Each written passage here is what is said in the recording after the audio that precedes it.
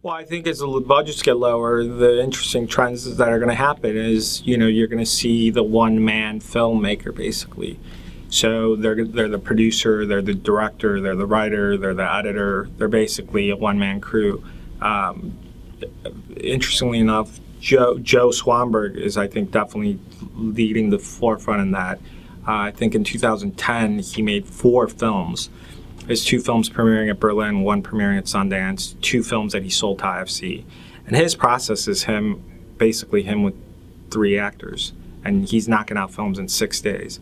I think Uncle Buck, the film that he sold to Sundance, he shot and edited in 6 days in Los Angeles. So it's pretty amazing what you can do, and I think that's going to definitely continue to be the trend because people are starting to realize that all that access and fat on the filmmaking process, at least on the independent level, is just not a good model, and at the end of the day it's not going to bear any fruit. So you can still make things look amazing, and again, if you have a good story, I think you're going to see the production crews shrinking, and maybe that's not a good thing for the business, but as far as for the artist, that's definitely going to be the trend, and I think it's a good thing.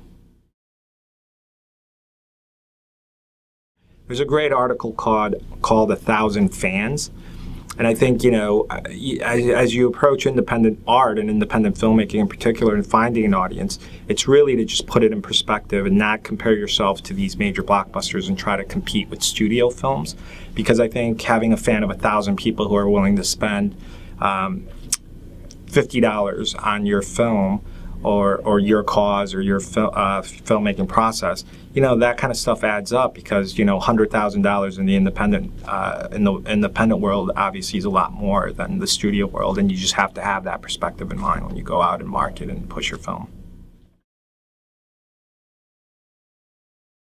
I'm all for it. I'm all for cheap equipment or better, lower priced equipment, giving people opportunities. And sure, you're going to get a lot of bad stuff out of that, or subpar quality stuff out of that. But you're also going to find that there were people who never had a voice before, who were really amazing visionaries, that are now able to go out and do that on their own. And to me, that's worth finding those gems are worth all the bad ones that we have to go through. I mean, at the end of the day, there's always going to be platforms where people are curating good content.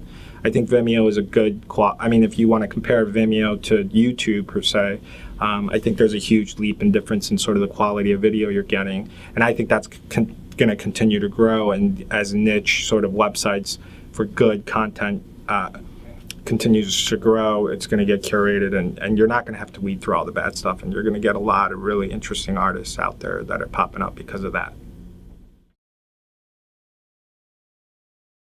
Well, I think it's essential for artists and filmmakers in particular to just constantly be creating. I mean, that's the opportunity that we have right now in the digital world, is that we have the ability to make and create for less.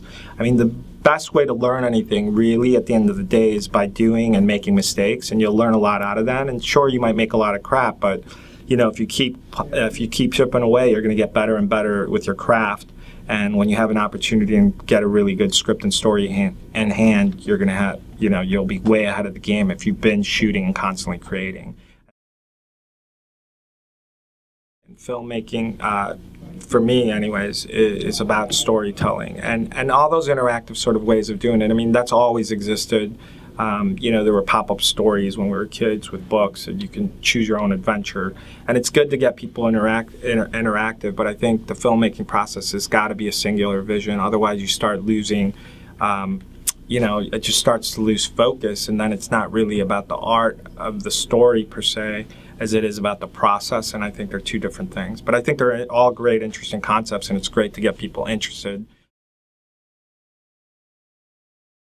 because it all starts with your local community. And whatever city that you're in, I think, you really need to take an opportunity. And that's why film festivals are great and film schools are great, because it's the gathering of like-minded people, like-minded creative artists to get together and collaborate and bounce ideas around. And I think it's an essential part of the creative process that is definitely lacking. I mean, we have social media sites like Facebook, but it's so broad and general.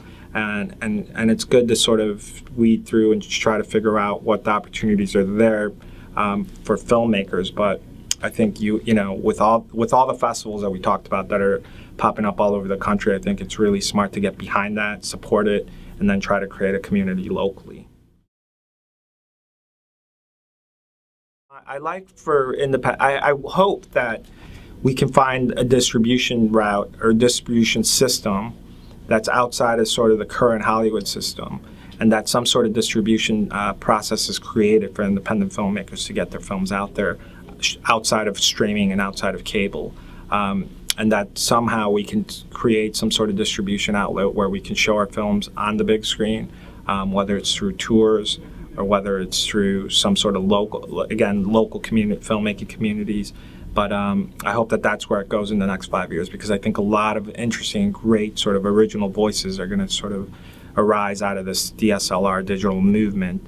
And so, I just don't think that the Vimeos and the online streaming community is going to be enough, and hopefully the distribution channels. I mean, I hope that distribution channels open up and that we can come up with a creative solution to that.